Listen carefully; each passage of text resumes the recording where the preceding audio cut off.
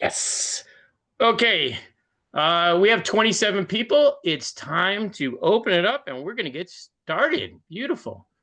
All right. So I'm going to admit all and they're all joining and I'm going to end the waiting room. By your river and in your watershed soon.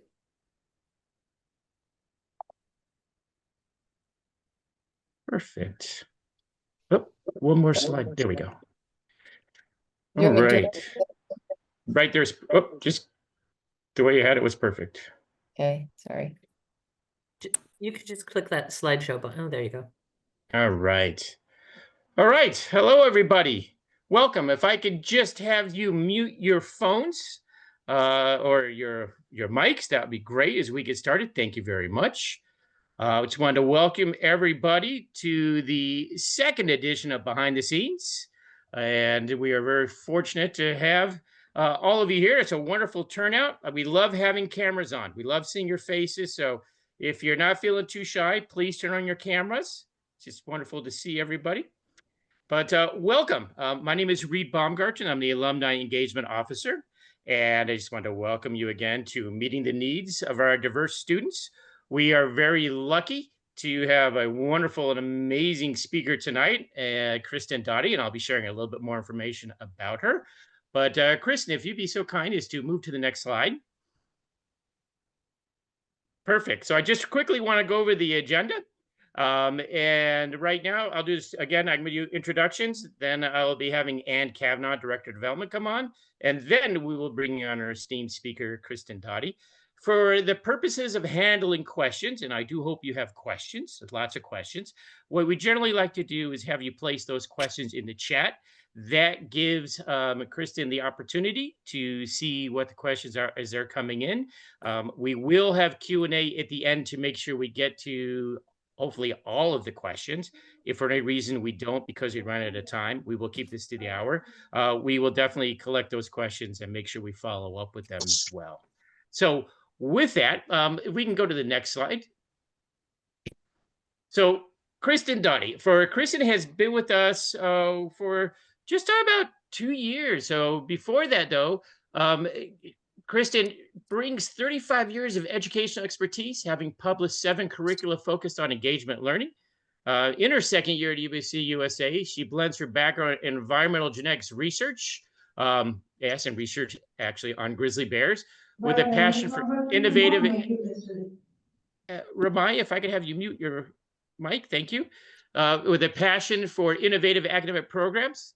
Outside academia, Kristen enjoys mountain biking and pickleball. And on behalf of UWC-USA, we are truly fortunate to have Kristen at the campus. And so before I bring Kristen on, I'd like to have Ann come on. And Ann is going to provide some context for tonight's presentation from Kristen. So Ann, and then Great. If we can go to the next slide. Next slide, please. Okay, hi everybody. So wanted to, before Kristen comes on, I mean, Kristen has spoken really eloquently internally about the work that we do. And I know many of you are alumni of UWC yourself, so you know that at any given time at UWC-USA, we have students from over 90 countries speaking, I don't know how many languages, and all of that is a really rich learning opportunity for students. And it also it makes teaching and learning at UWC a little more complex than it is at some places. So this slide grew out of a benchmarking project that we were working on, and we thought it would be good context just to set up for you what the environment is that our educators are working in. So this slide is a little bit of an eye chart, but you can see on the vertical axis, that's the percent of the boarding students. Oh, actually, I should set the stage first. These are the top 25 boarding schools in the United States as ranked by Niche. And Niche is a school research website that people use when they're looking for a high school or college or university.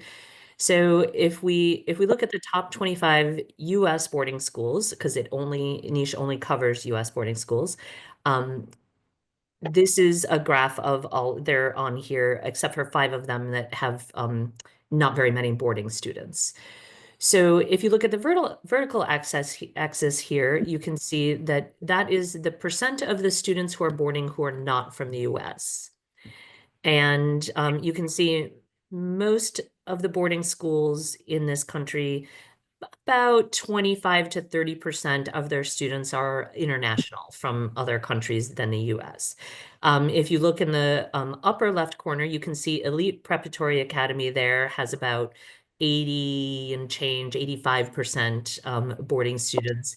And then if you look way over in the upper right-hand corner, you see that UWC-USA has about 75% of our students are of our boarding students are from outside the US. So we have a much more geographically diverse and ethnically diverse student body than most of our peer schools.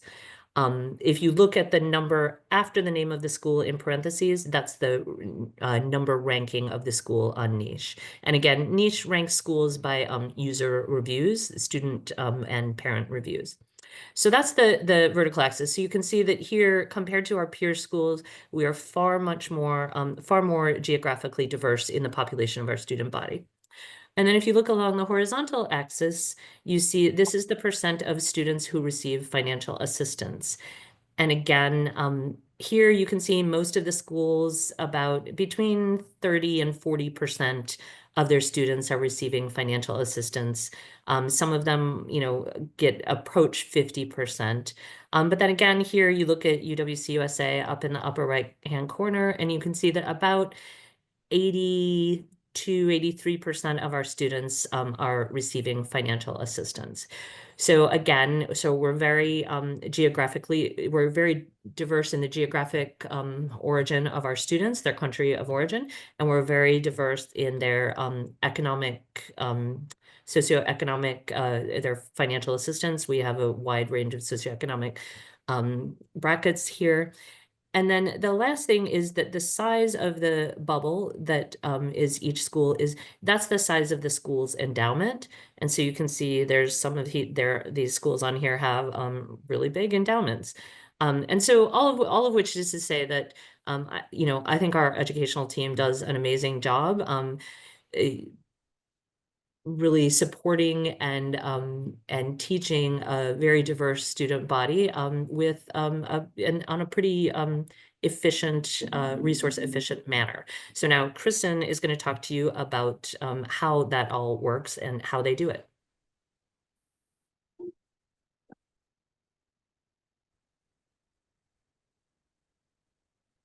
Thank you, Anne. I appreciate that. I'm going to adjust the screen for just a second.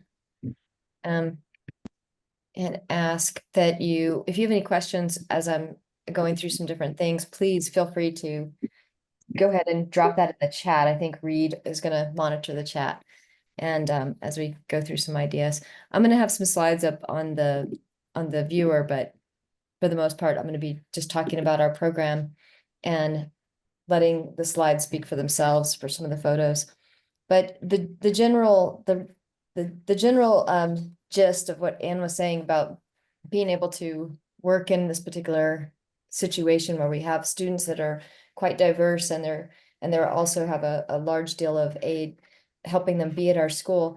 It is a program that, for the size of it, for being a small school, it's one of the most complex places I've worked because it's so diverse in not only the number of students and where our students come from. They come from about 95 different nationalities in our current class, but also in the diversity of the programming that's offered. And so it makes for busy days and a lot of different opportunities, a lot of different possibilities. And so I want to talk a little bit about those things. The first thing that is probably the most critical for our academic program is the diversity of our student body. And as I said, the students come from many different locations on the planet. They have, it's not uncommon at all for even our cultural families to have incredible diversity just in their cultural group, but our students' home lives are also quite diverse. So they might have parents from different nationalities, ethnicities, and religious backgrounds, but beyond that, we also have quite a bit of preparation, diversity in their preparation. So some students have had a very strong academic background before they come into the school, and that affords us the opportunity to really push them. And the program that we're using, the International Baccalaureate Diploma Program, does that naturally. It's a difficult program. It has a very, very high expectation of the students to work independently, to do a lot of self-taught work. But it also, and it's competitive globally. They're going to compete against students who have different advantages than they do. And that's always a big challenge for us, because we can offer only a 2-year program. So when our students come in with a difference in their preparation, we don't have much time to change what was missing in a previous time. The diversity of our students with their preparation, in the most part, it shows up in a couple of different areas. Every year we have about 20 to 30 students who are acquiring English when they arrive. They might know a little bit of English. Maybe they took an English class for several years, or they had an English class for many years. They didn't do a lot of speaking or reading or writing. Maybe they have fluency in one area, but the biggest access point that I see is the students who are learning English have some of the greatest challenges when they walk into campus, because they not only are going to be delayed in their academics, but they are also delayed in their social development and their ability to make friends and find their place, figure out what aspect of campus is the most important for them. And because of that delay, I would think it would be stronger and a larger problem.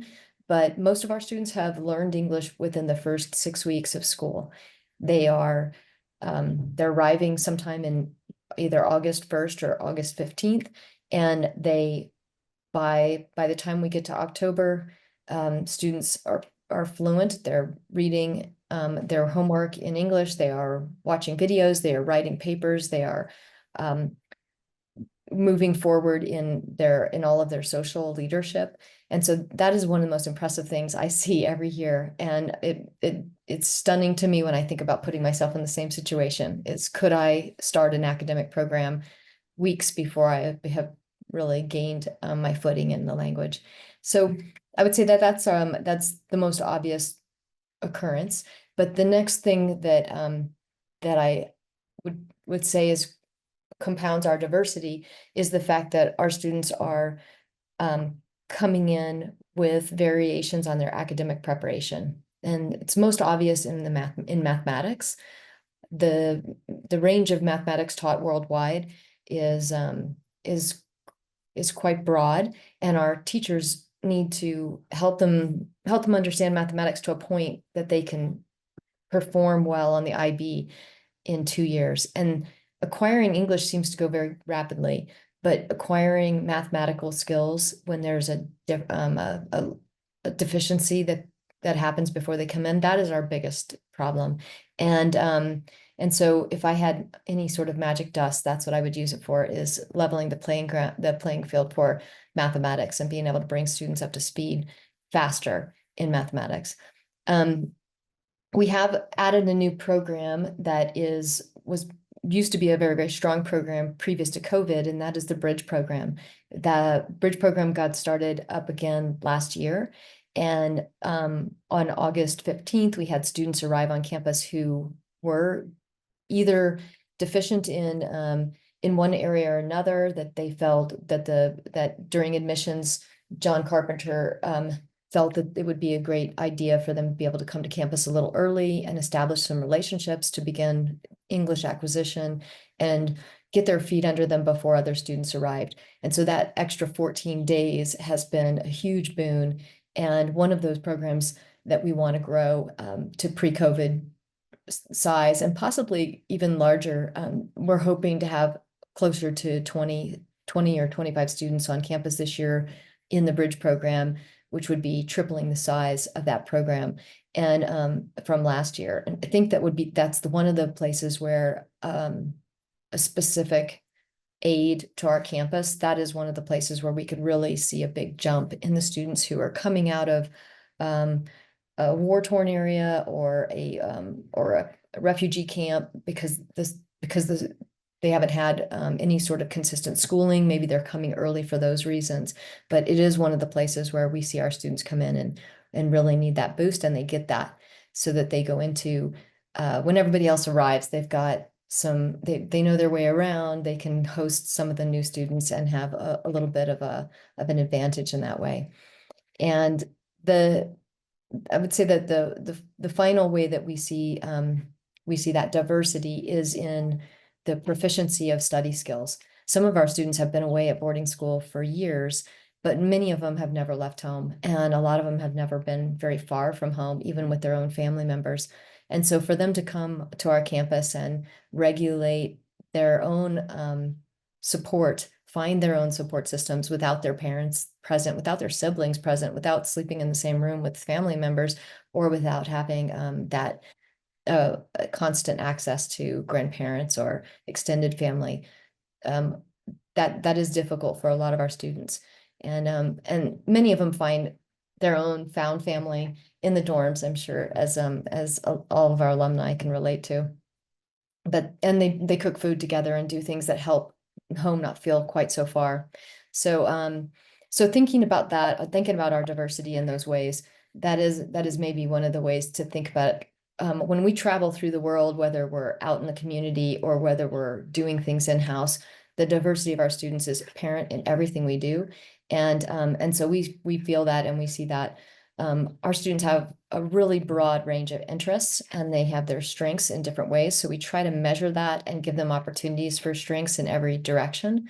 So whether it's in pursuing leadership inside the campus or outside the campus, whether it's doing adventures and taking time away from campus, that is all really important to us, not only the classroom experience.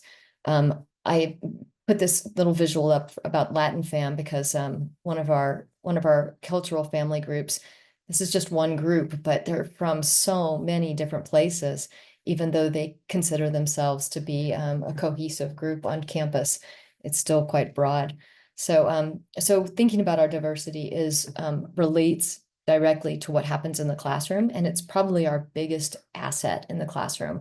So even though it can be some of the biggest sources of difficulty, it also is a place where if you ask a question in the classroom, if you set up partner groups or group work presentations, you're sure to get so many different perspectives.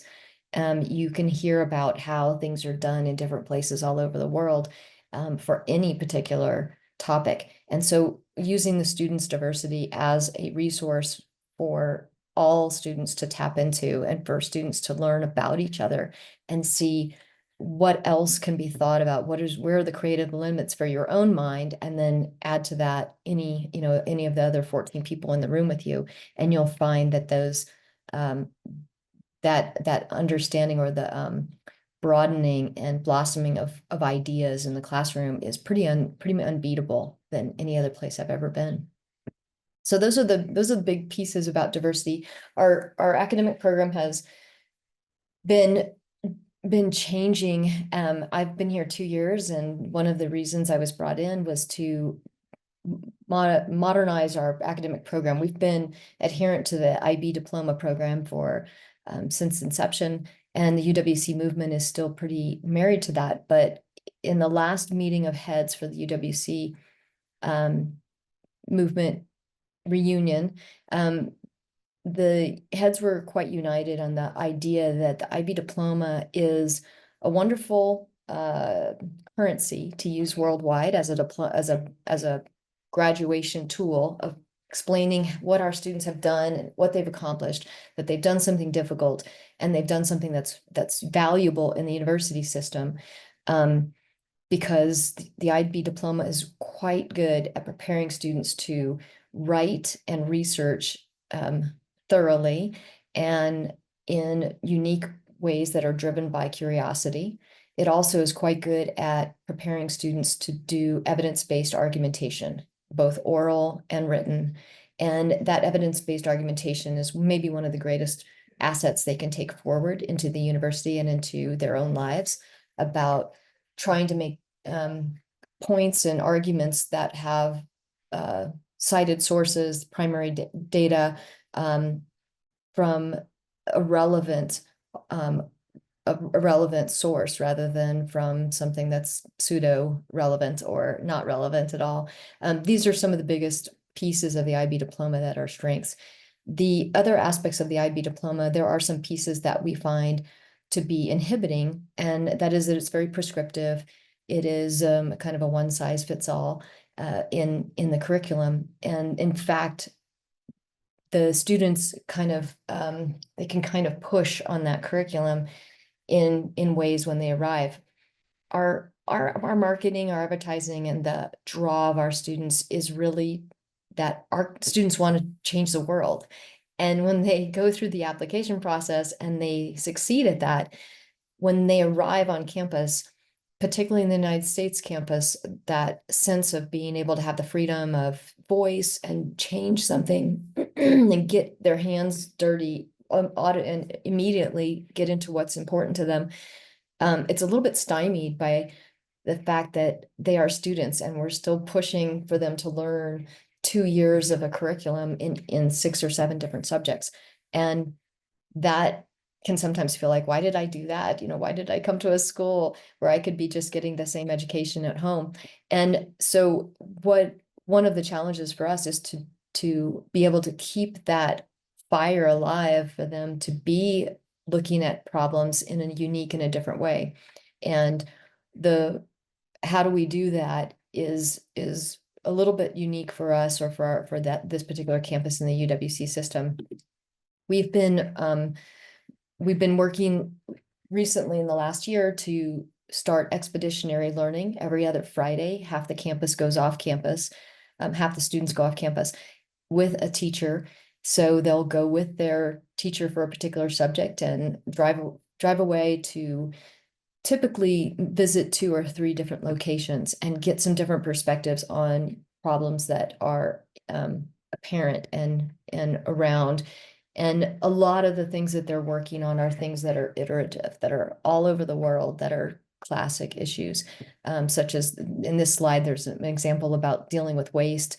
We've visited the landfill. The students have gone to visit wastewater treatment, looking at how is pollution dealt with, and air, water, soil pollution, trash, issues of particular pollution that can be utilized in a resource web, for instance, like composting. They're learning how it's dealt with in our local environment and the pros and the cons. How's it a good thing? How's it a bad thing? What else could be done? What do you do at your own in your local environment? And how does that contrast with some of the solutions that they are exposed to? We go out and talk to different stakeholders in our local area so that we have a little more perspective on what kinds of things what are the things that we don't notice or we can't predict are working well or working poorly.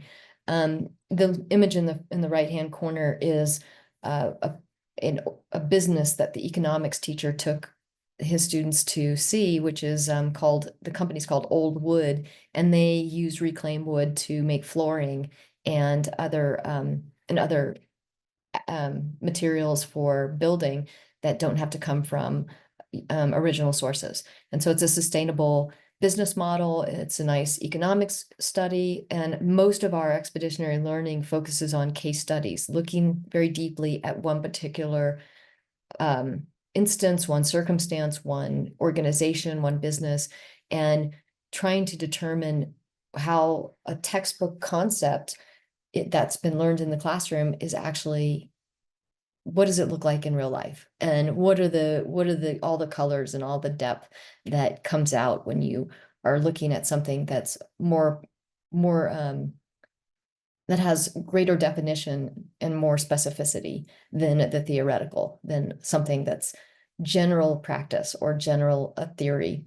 And so the students, the quote on the left is from a student who was put in their CAS portfolio, their creativity, activity, and service portfolio, their reflections on how expeditions have changed their second year. This is from a second year student. We see that in our expeditionary learning, we have a lot of latitude. Students, every teacher designs an expedition that goes with their class. And so teachers teach 4 different classes, and they take students out on 4 different Fridays to be able to give greater depth to the class, to understand what could be understood by learning. Oops, I'm sorry about that. I think I went backwards. What can be gained by looking at something that is not necessarily the way you saw it, and how can we use that as a reflective analysis of what's happening in other parts of the world, or ways that we could advance in one part of the world that we haven't necessarily explored, if in our home country or in the places that we've seen or been, or perhaps in our own community. So that's what's happening so far with this year's expeditionary learning. And we're hoping in the next year to really take what we've gained this year in terms of our progress with that activity, to refine it and make sure that it's well connected prior to getting on the bus and leaving for the day. The students leave around 8:15 in the morning on every other Friday, on Expedition Fridays, and they get back around 5 o'clock. And so we want to make sure that that time is well used. We had a couple of different purposes for that time. Not only is it to study in-depth problems and do deep dives and case studies that are related to each of our IB courses, but we also are hoping to seed ideas, having our students create unique research questions and endeavors in each course for their IAs and their EEs is wonderful, but a lot of them don't have exposure. And so we're trying to expose them to more ideas and give them ideas, give them a tangible source of research for any unique research question that they want to pursue.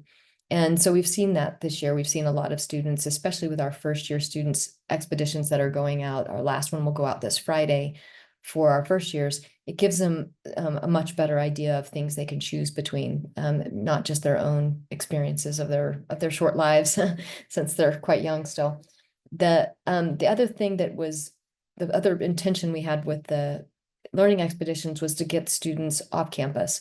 When we're in a bubble together with 200 and some odd, 226 adolescents, we end up becoming a little bit fixed on our own problems and our own emotional state and our ups and downs and some of our maybe our community interactions. And so getting off of campus, looking and working with our local community and exploring what the rest of the world very, very close to us is up against, it gives us a little bit of perspective and helps with our wellness, helps us feel like we're not just talking and ruminating amongst ourselves, and instead we can be doing something. This goes well with us. It pairs very well with our Wednesday morning community engagement.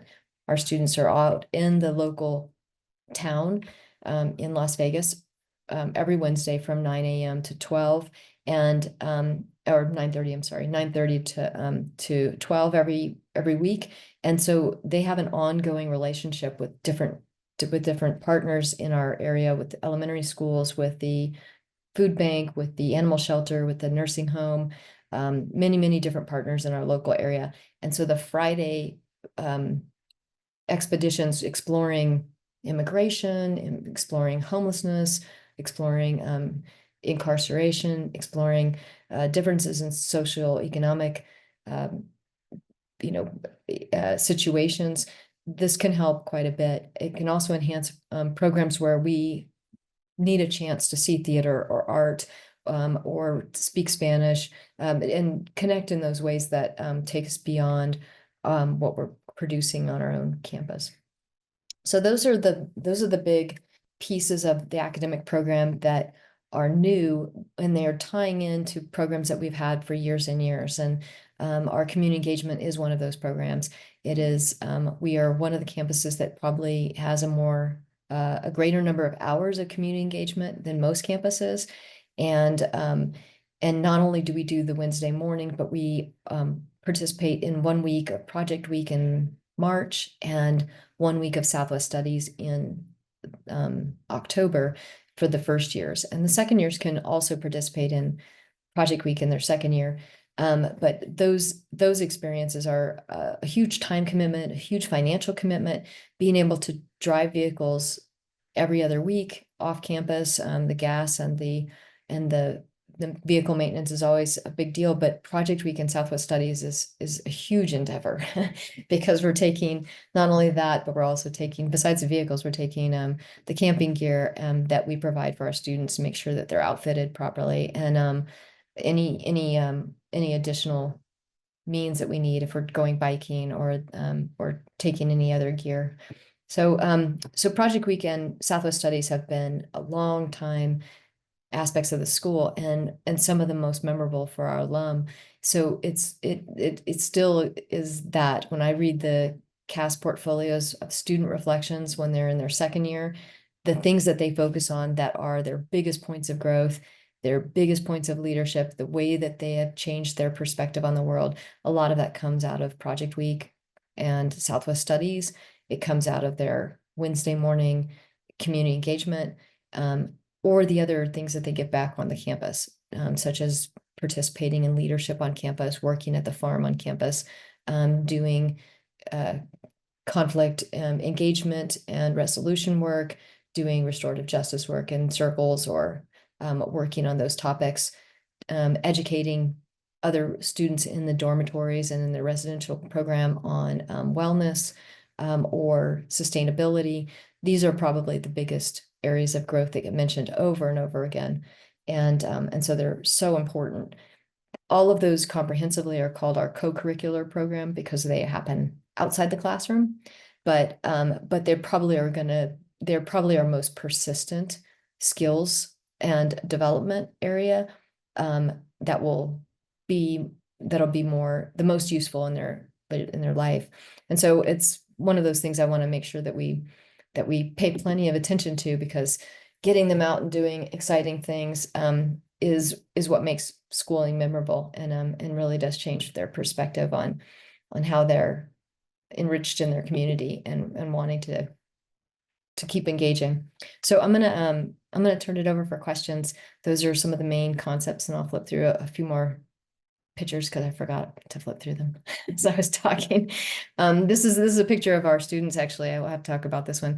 This is a picture of our students being recognized by the community of Las Vegas, where we live. This is our one of our Wednesday community engagement groups, and just recently the city board wants to honor us for being a longtime committed partner and in our community, and making that connection year after year. So we're about to go to on Tuesday, March 13th, we're going to go to a lunch to honor our students and Pat Lehan, one of our community members. So any questions? Are there any questions that I can take? You could either put them in the chat, or you can click the raise the hand button. But if you're not sure to do that, just say hello. I have a question.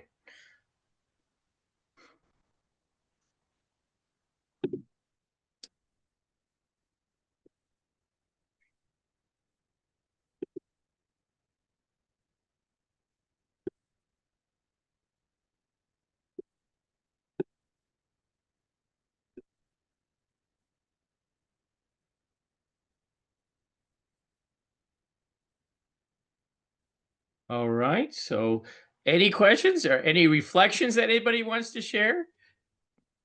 I guess I have a question. My daughter graduated in 2012, and they took some sort of an off-campus trip.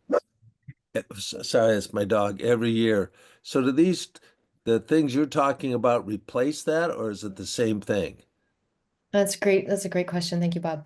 No, the off-campus trip that your daughter took is very likely called Project Week, and we have Project Week every year. On the second week of March, is the one we'll have this coming year, and that persists. We definitely have Project Week. It's one of the remarkable aspects by most of our alum, and they will harken back to this Project Week or what they did on that Project Week. On our other campuses for UWC, they also have Project Week, and the structure of Project Week varies between campuses. Our campus is we set up Project Week for our students. We construct ideas and we create the room for those projects to go out for any students in equal ways so that any student can go on them no matter what resources they have. In other campuses, and so those projects might be, I can give you some ideas of what those projects are. I'm actually in Mexico right now because I'm working with the Bartos Institute director Naomi Swinton to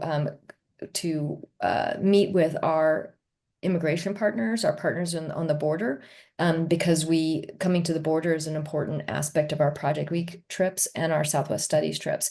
And I'm sure you're aware that our the immigration story and the things that have been happening have shifted quite a bit. And so we're down here connecting with our partners to make sure our Project Week and our Southwest Studies trips are thoughtfully aligned with what's changed and how we can work well with our community engagement partners down here at the border. So Project Week is often an immersion into a topic like immigration. It could also be, we have a project that goes out that's mountain biking, and they look at how bikes in the city can be used as a sustainable method for people who have lower incomes or people who want to have a lower carbon footprint. And so they're doing a deep dive. They talk to city leaders. They look at the layout of the city, and then they also learn bike maintenance, and they work at the bike maintenance open makerspace in town in Las Cruces. So that's an example of a couple of different Project Weeks. That is definitely continuing. On our campus, compared to a campus like, let's say, Germany, Robert Bosch College in Germany has a very similar campus to us in that they are only 11th and 12th grade students, just like we are. They have 110 students. We have twice as many. We have about 100 and I think right now we're at 116 students on campus. And so, but they're very compatible with us, or very similar in that 85% of their students are on scholarship, just like ours are. And about 45% of their students are on full scholarship, which is very similar to our numbers. And like Robert Bosch, our scholarship money is that comes in is earmarked simply for tuition. And so what we do beyond that is it doesn't come from that tuition money. Robert Bosch has a different advantage, though. They're in Europe, and so their students can go create a Project Week by themselves and just leave campus for a week, and the faculty monitor them digitally. They keep in touch with them on their phones or on WhatsApp, and their students go off and then come back 10 days later. Our students are actually accompanied by faculty who drive buses and take them to places and really do more of the management of the projects. So our projects are not constructed by our students the way they are at some other UWCs, and they are supervised, which is different than some UWCs. So that's an addition, Bob. We still have those. We also have Southwest Studies, which happens in October. It's very similar to Project Week. Except that it really focuses on the cultures of our local region, Southwest. Kristen, in the chat, we have a question from Carol Litherland. For the program in August, in advance of the regular academic year, we hosted some students. How does that hosting experience help with that program? It's a huge deal that we have getaway families. Hosting a student is it's a life changer for many of our students. It shows up in their CAS portfolios as, this is my host family, photos, photos. This is what we did together, photos, photos. I consider these my siblings or my other parents. So our Getaway Family program is anybody who hosts a student for a small period of time, maybe just to get a child off campus for a weekend when they're having a very difficult time, a stressful event is happening. For instance, if they've gotten bad news from home or they're on bereavement, but they can't go home, a host family will take them in order for them to have some time to re-regulate and deal with whatever's happening. We have host families who are getaway families for the entire 2 years when our students come. And some of those host families will continue to be getaway families when our students are in university and the dorms close and they can't go anywhere because they don't have the money to fly to some place on earth that's far away. So being a getaway family is a way to stay connected to the UWC family and the larger movement, because it directly impacts those students who need a place to go, and they need a loving place to go, somewhere that is calm and quiet or comfortable, or maybe it's chaotic and has a bunch of dogs and kids as well, and it reminds them of being home with their own family. Every type of getaway family is a good fit for some student, and many getaway families or many host families will take more than one student, so that they have peers at home if they don't have any students or any children at home anymore themselves. Yeah, so it's a tremendous gift to us. Thank you so much for being a host family.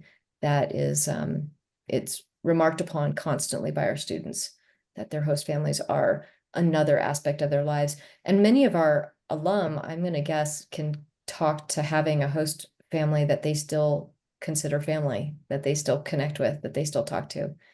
That's not uncommon.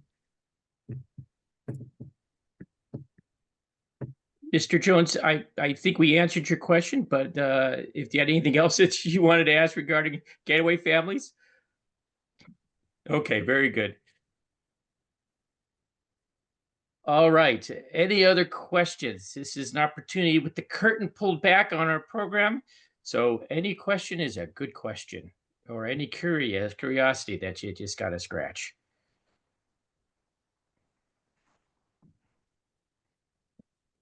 Oh, feel free to speak up or put it in the chat. I'm always curious too. A lot of our alum speak to the memorable aspects of being at UWC, and they talk about their experiences that they talk about aren't typically a certain day in the classroom. They talk about the people they met and the people they interacted with, and they will often talk about their experiential education or their co-curricular program. So if you want to chime in on any of those things too, that's always helpful to hear about.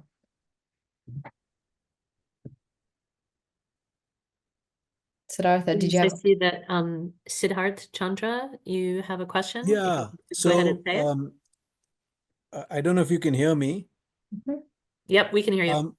So just by way of a quick introduction, I'm a parent twice over and a graduate of Pearson College, actually, up in British Columbia in the mid-1980s. And at that time, Pearson College and UWC-USA were relatively young institutions. So we didn't have a lot of alumni who had moved through careers and reached positions of, relative seniority. But now we do. And, it strikes me that, and, if the Pearson College alumni group is anything to go by, everybody's still very, very engaged and in touch with each other. And they've gone to very interesting places in life, professionally, personally.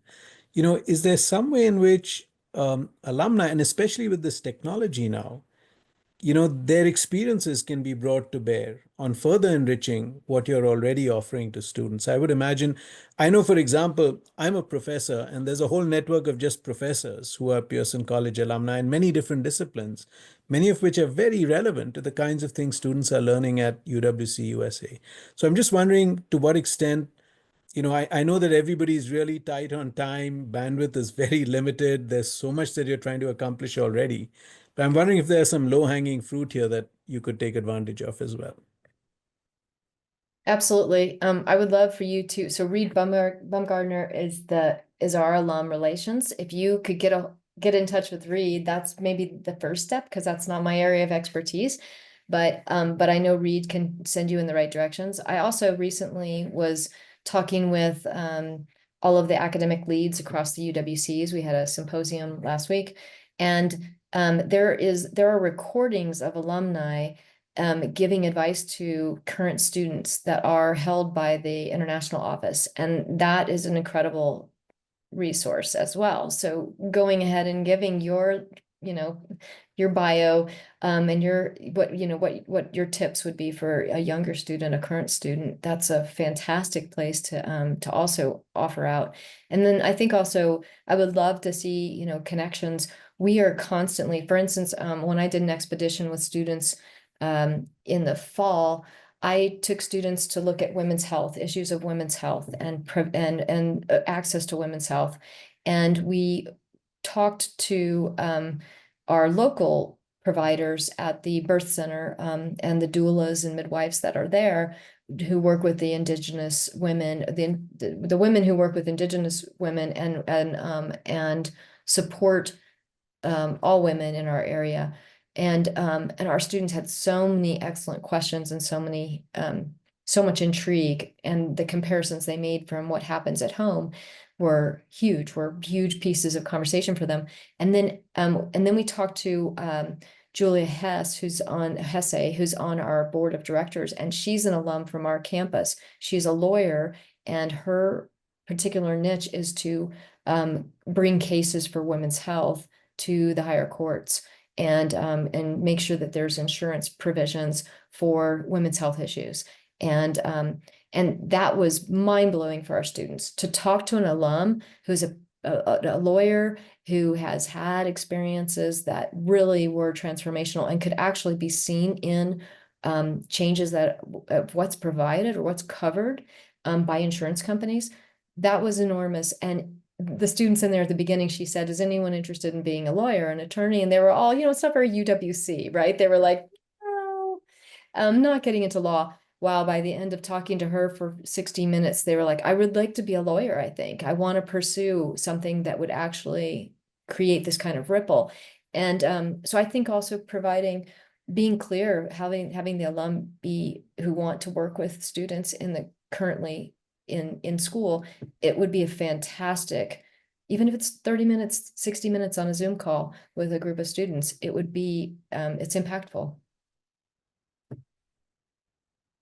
I would just add to that, if you have a LinkedIn profile, please connect with me, because that allows us to really search. I mean, for our student, we have just over 4,200 total alumni, and we have just under 3,000 of our alumni connected with us on LinkedIn. But we could always use more, parents, especially, other alumni from other schools. So that is a great way for us to be able to find you based on your specialty. There are several questions in the chat that I'm going to go ahead and address a few of them. One of them is pretty simple. What's our student to faculty or faculty student ratio right now? Our faculty student ratio in a typical classroom is 15-1 or 14-1. We want to get them all in a bus. And so our buses hold 14. So we try to, well, they hold 15. So we try to get 14 students per class. And that's pretty much our number. There are some classes that are smaller than that, not very often. We do have a few science classes that will take up to 18, because getting those STEM classes for students who need them is important to us. And so we will whenever we take them out, our maximum size in the class, in the lab, is 18, because we have 18 lab stations for safety. So that's our ratio right now. It's about one teacher for every 14 students. There's some questions about that Tara asked about feedback to the national committees on how students are doing. We talk to them quite often. I'm in a lot of, I try my best to be in contact with national committees pretty often whenever we have issues with any particular student.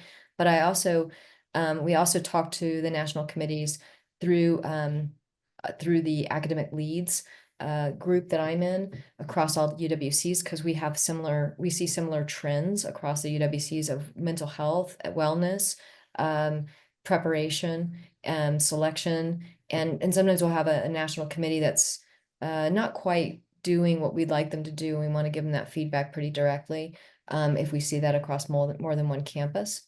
And we do try to keep our national committees abreast of the types of things, the challenges that we see in our student body once they get to campus. Like for us, math being a big challenge for us is a real inhibitor.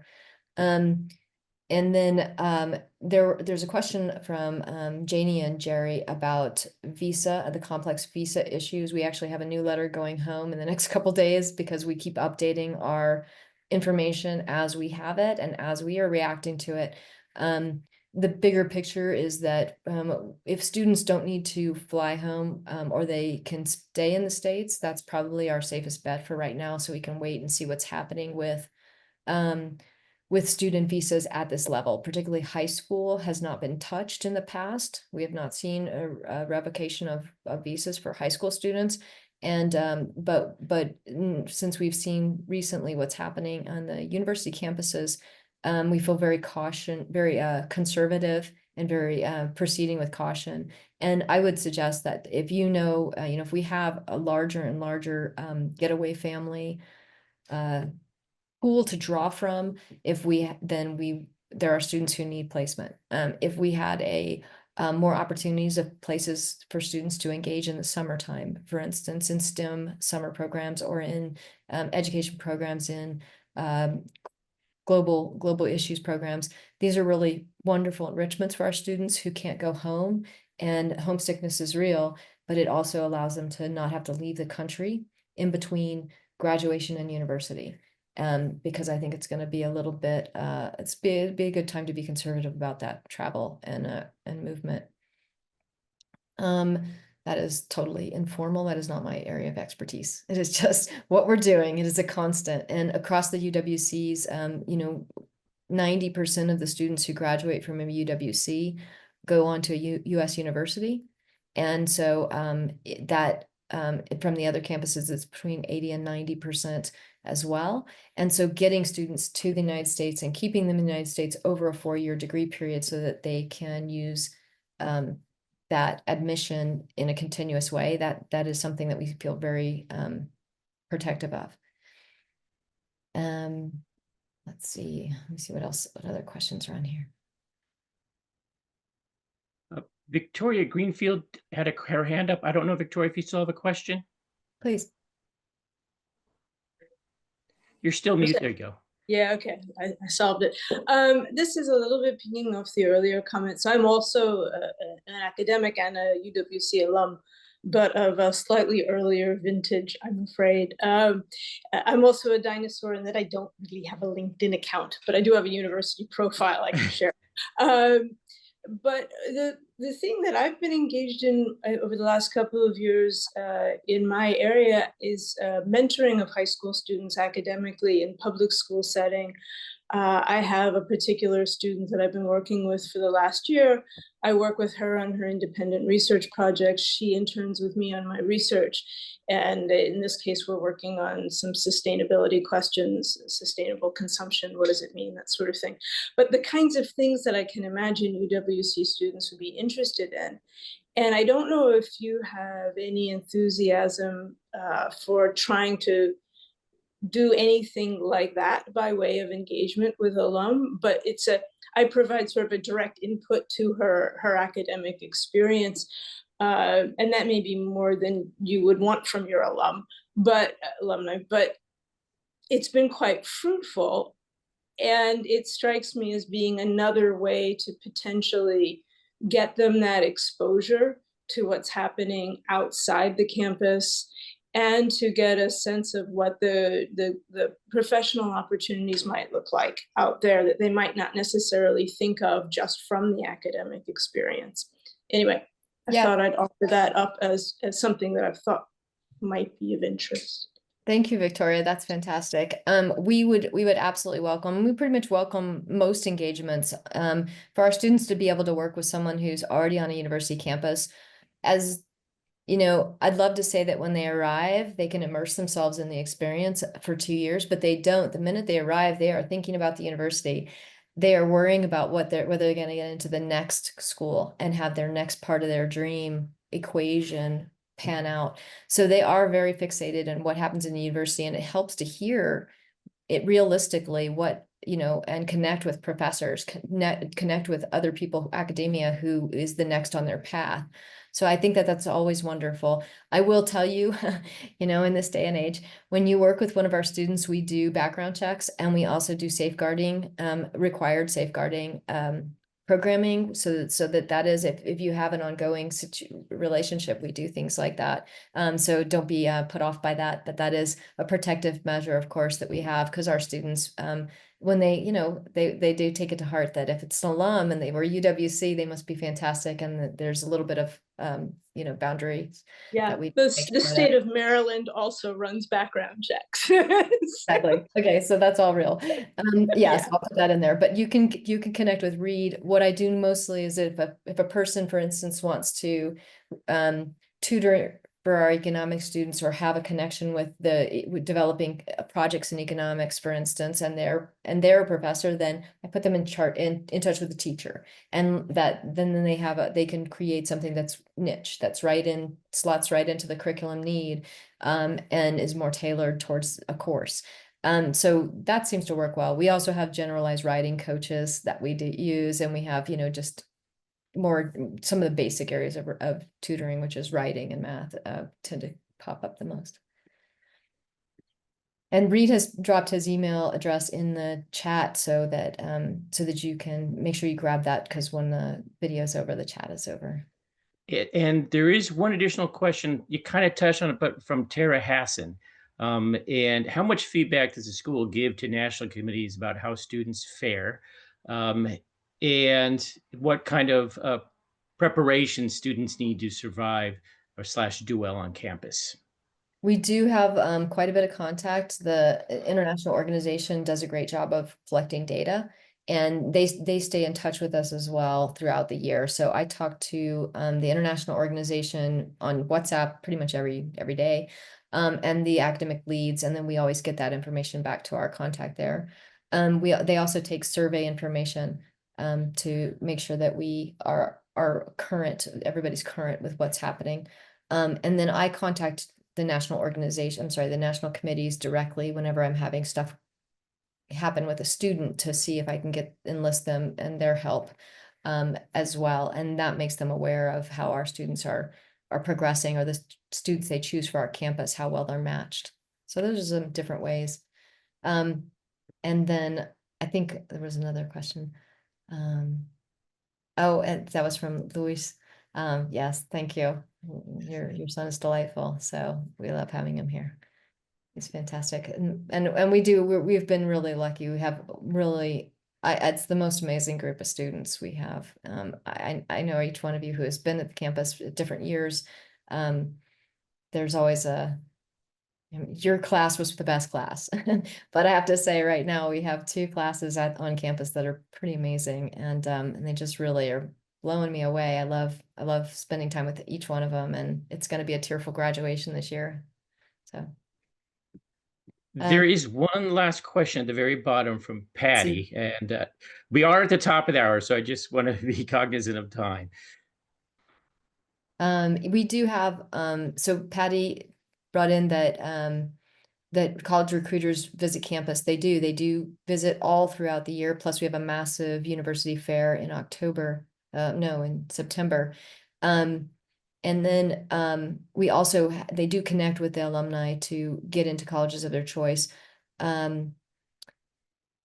Yeah, there's a lot of lifts up from our alum into universities, and our universities are so impressed by our alum that we actually see doors fling open that I never thought we could get our students into, who are competing for finances. Most of our students need the money, and they need assistance financially. But we see an incredible pathway forward. If we can get them through the 2 years in our school, then a lot of times we can help them basically get a 6-year course of, once they get into our school, if we can support them while they're there, they will get 6 years of education, typically 2 at ours and then 4 more at a university. That's a life-changing 6 years of education is really does help them determine their own dreams. So I know we're at the hour, and so if you have other questions, please use the email that Reed has in the chat, and I'm happy to answer questions at any time. You can just send them to Reed or send them to me directly. Wonderful. Kristen, thank you so much for your time. I know you're not very busy. You got a lot of free time, just taking advantage of Cinco de Mayo, obviously.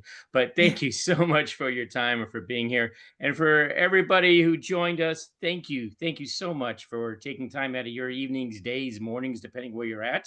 And of course, if you do have additional questions, as Kristen had said, please follow up with me, or you can email Kristen directly, and we'll be sure they get answered.